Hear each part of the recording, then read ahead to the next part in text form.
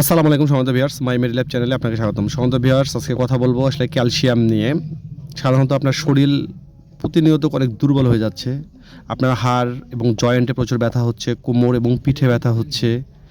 আপনার দাঁতের মাড়ি ফুলে যাচ্ছে, দাঁত ক্ষয় হয়ে যাচ্ছে এবং বিশেষ করে যারা স্পোর্টসের সাথে জড়িত তাদের প্রচুর পরিমাণে ক্যালসিয়ামের ঘাটতি দিন দিন দেখা যাচ্ছে। একটি তথ্য অনুযায়ী আমাদের দেশে 70% মানুষই ক্যালসিয়ামের সমস্যায় ভুগতেছে। তার মানে আমাদের 70% মানুষেরই ক্যালসিয়ামের ডেফিসিয়েন্সি আছে। যখন আমরা ক্যালসিয়ামের এই ঘাটতি নিয়ে ডক্টরদের কাছে যাই, তখন ডক্টররা অবশ্যই আমাদেরকে কোনো না কোনো কোম্পানির এটা ক্যালসিয়াম লিখে থাকে।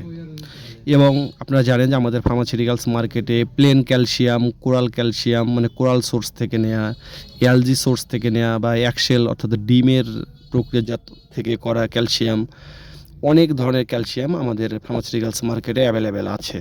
এই ক্যালসিয়ামগুলোই ডক্টর আমাদেরকে সাজেশন করে থাকে যখন আমরা এই সমস্যাগুলো নিয়ে ডক্টরদের কাছে যাই। তারপরেও কথা হচ্ছে যে আমরা ক্যালসিয়াম 7 দিন বা 10 দিন খাওয়ার পরে অলরেডি আমরা ক্যালসিয়াম খাওয়া বন্ধ করে দেই।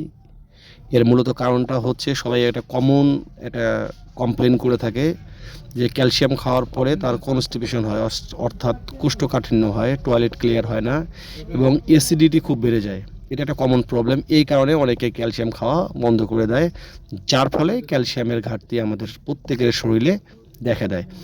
আজকে যে ক্যালসিয়ামটির কথা বলবো সেই ক্যালসিয়ামটা হচ্ছে মিল্ক্যাল ডি।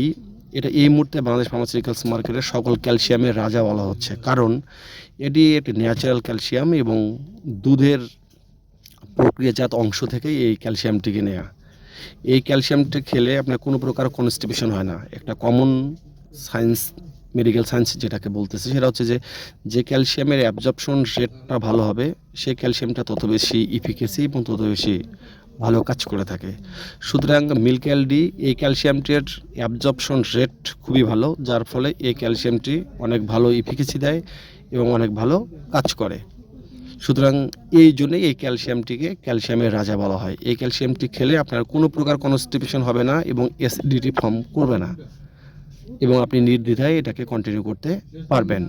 যে কোনো ক্যালসিয়াম খাওয়ার নিয়ম হচ্ছে মিনিমাম ডক্টরদের পরামর্শ অনুযায়ী আপনাকে 2 মাস রেগুলার এই ক্যালসিয়াম খেতে হবে, তাহলে আপনি ক্যালসিয়ামের ফুল ইফিকেসি আপনি পাবেন। যা ক্যালসিয়ামের যে সমস্যার জন্য আপনি ক্যালসিয়াম খাচ্ছেন বা ডক্টর লিখেছে সেই সমস্যাটার সমাধান আপনি পাবেন ইনশাআল্লাহ। তাই আমাদের ভিডিওটি যদি আপনার ভালো লেগে থাকে তাহলে অবশ্যই আপনি একটি লাইক, কমেন্ট এবং শেয়ার বা একটা সাবস্ক্রাইব করে আমাদের পাশে থাকুন এবং স্বাস্থ্য বিষয়ক নতুন নতুন ভিডিও পেতে আমাদের চ্যানেলটিকে ফলো করে রাখুন। ধন্যবাদ। আমাদের ভিডিও যদি আপনার ভালো লেগে থাকে তাহলে অবশ্যই মাই মেডি ল্যাব চ্যানেলটিকে একটু সাবস্ক্রাইব করুন এবং নিত্য নতুন কোনো বিষয়ে ভিডিও পাওয়ার জন্য কমেন্টে জানিয়ে দিন, আমরা আপনার পছন্দ মতো ভিডিও করব। ধন্যবাদ মাই মেডি ল্যাব চ্যানেলের সাথে থাকার জন্য।